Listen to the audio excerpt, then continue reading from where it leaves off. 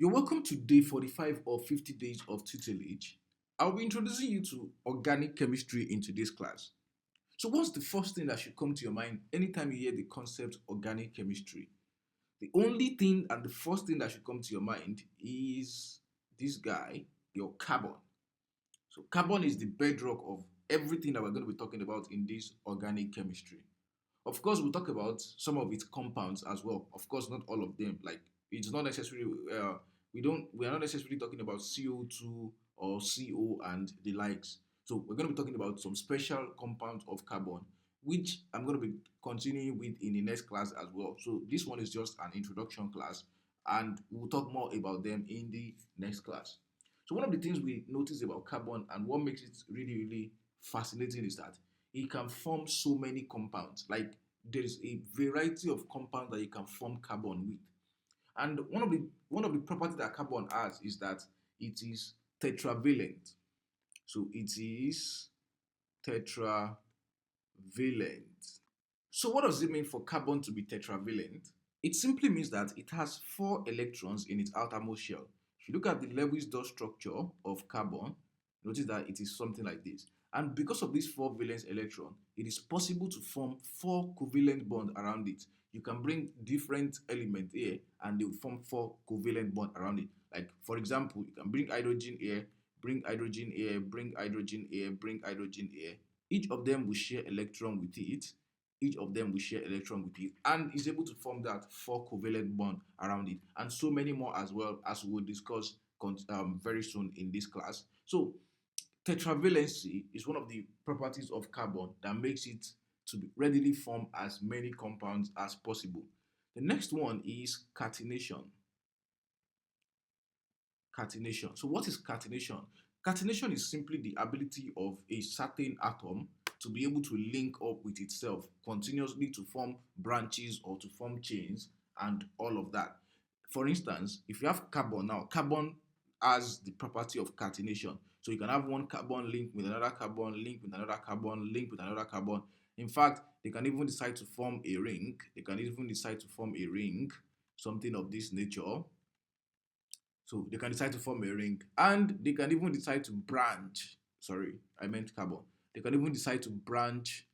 They can decide to branch and all of these.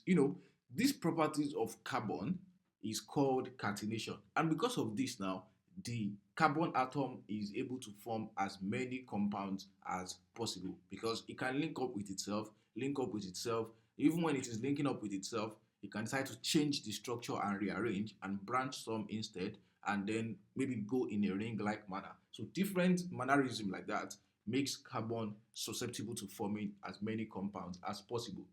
Then the next one is formation of multiple bond. So you see somebody, like let's say we have 2 carbon now. So we have two carbon atoms. Then we can also have these same 2 carbon atoms formed this way. You can have this same carbon atom formed this way so that you have something of this way. So you can also have these same 2 carbon atoms in this manner. So can you see that now? Just 2 carbon atoms now have been able to form 3 different compounds. So one here is a single covalent bond joining the 2 carbons together. This one is a double covalent bond joining the 2 carbons together. And this one here is a 3 covalent bond joining the 2 carbons together. And if you notice very well from what I've said earlier, carbon is tetravalent, meaning that around it there will always be 4 covalent bonds. So you have 1, 2, 3, 4 here. 1, 2, 3, 4. If you look at this one too, 1, 2, and 3, 4. This one is 1, 2, 3, 4. This one is 1, 2, 3, and 4. 1, 2, 3, and 4. So you notice that I'm still consistent with the 4 electrons around it, like that. Or sorry, 4 covalent bond that is around it, like that. So another thing is isomerism. Isomerism is also one of those properties that enable carbon to have as many compounds as possible. So if you have like a set of group of carbons forming a particular thing together, so you can have the same set of, let's say, let me have this. So you can have this same set of carbon forming something of this nature. So the same 4 carbon here. Now these guys will be isomers. These guys will be isomers. So what you have there is that they are forming a sort of, they have the same chemical formula, but that is, they have the same number of carbon, and then any other element that is attached to the carbon there, they have the same number of carbon, they have the same number of all these other elements, and they still don't have the same name. They don't have the same look. They have different name, they have different look, and by so doing, they can begin to exhibit different property. So you have this, for instance, now if you have C4, you have H10.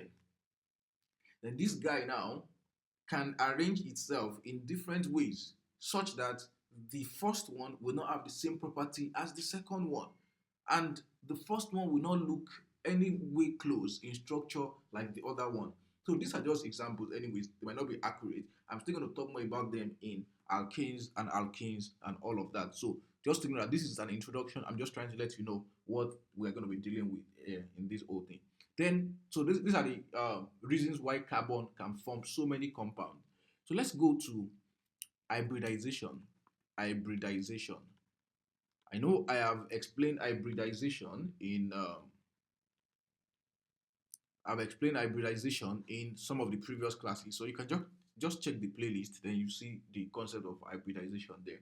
So for hybridization, is simply in what's it called? We have the sp2 hybridization, we have the sp2, we have the sp3, and we have the sp. So this is what happened whenever you have the sp3 hybridization. It's always found in alkanes. Alkanes. Or typically when you have just a single bond between carbon to carbon, carbon to carbon. Now, when you have your alkenes, you have the sp2 hybridization. You have the sp2 hybridization. So this is where you have your what? C double bond C. And then you have your sp hybridization where you have your alkynes. So you have C triple bond C in that case. So the guys with only a single bond are always sp3 hybridized. So what shape will you have for those ones? They will be tetrahedra. They will be tetrahedra. For the guys that are double bond, they will be trigonal planar. So they will be trigonal planar. And then that's commonly to C double bond C. And then for the C triple bond C, you have your linear relationship, and that's sp hybridization.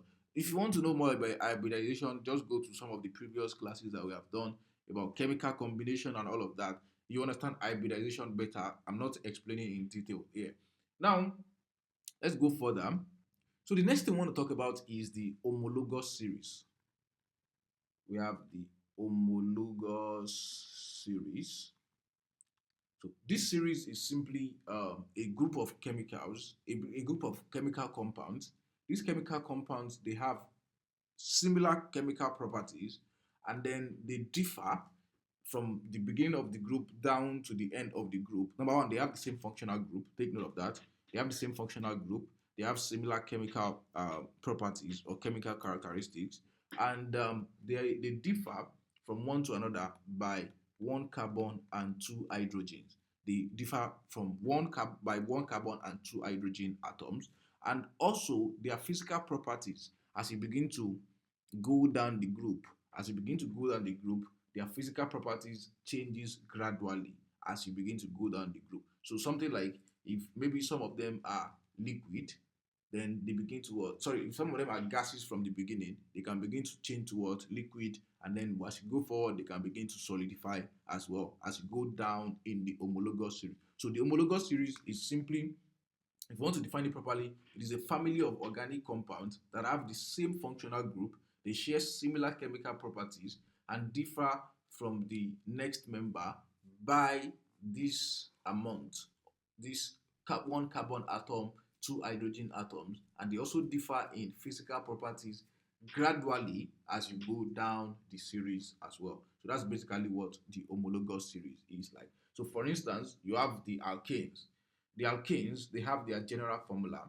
The general formula for that group is CnH2n plus 2. I'm still going to explain this later. So for instance, the first member of this group is your CH4. So from what I've already told you now, this is methane anyways. We'll talk about all this later. From what I've explained already, so if they differ by CH2, so therefore if I increase the carbon atom by 1, so that will be C2. That means that I will increase this by what? By 2. That will be C2H6. Then you go on like that. You can have another carbon atom, C3. What will be that? C3H8. So you can see from 4 to 6, from 6 to 8. So they will have similar chemical properties. And as they begin to go down the group, their physical properties changes gradually. So that is what homologous series is. So we have several other homologous series. We have the ketones, we have the aldehydes, we have the carboxylic acids, and all of those things. So they will just have the same functional group. That's just the basic thing. If they will belong to the same homologous series, they will have the same functional group. So the functional group is the first thing that unites them. That's the first thing that unites them. And you notice that they change. So the successive ones, they differ only majorly by one carbon atom and two hydrogen atoms. They have similar chemical characteristics, and their physical properties, it changes gradually as you go down the homologous series. So for the sake of introduction, I'm just going to be talking a little bit about isomerism. Of course, isomerism is something I will discuss better when I begin to talk about different chemical compounds and different organic compounds rather. I'm talking about alkanes and alkenes and all of that. So that is when we get to hydrocarbons proper. So for instance, you have like isomers that are structural isomers, we have geometrical isomers, we have functional isomers, we have positional isomers. All of these things, they are better discussed when I start properly. So isomerism, and I think I've also explained a little bit in this class earlier. So isomerism basically talks about the fact that you have the same chemical formula. Let's say you have CnH2n. This is just an example anyways. So you can have a compound that have this same, now this is not a representative, so I think I should better use a number. So earlier I said if you have C4H10, so look at this C4H10 now. Let me quickly show you what isomerism is all about. I will still explain it like I've promised. So if you draw this now, you have C, C, C, C. That's 1, 2, 3, 4. Then you have AH, you have H here, you have H here, you have H here, you have this. Let me write that fast. Yeah, so let's count the number of hydrogen that we have. We have 1, 2, 3, 4, 1, 2, 3, 4. That's 8, then 9, 10. So you can see we have C4H10. For this same guy, let me show you another way it can also be written. So if we have C, C, C, then we have another C here. So around each carbon, you have this hydrogen here.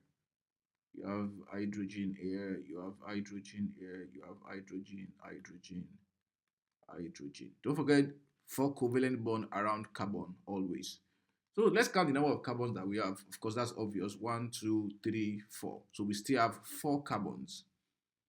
I think I should just bring this down here. C4H10. Now let's count the number of hydrogen atoms that we have there. So we have 1, 2, 3, 4, 5, 6, 7, 8, 9, and 10. So we have this number of hydrogen around it as well. So it is still C4H10. So you can say that it's still the same thing. Anyways, I will explain this better in the next class. Don't forget to like and subscribe. I'll see you in the next one.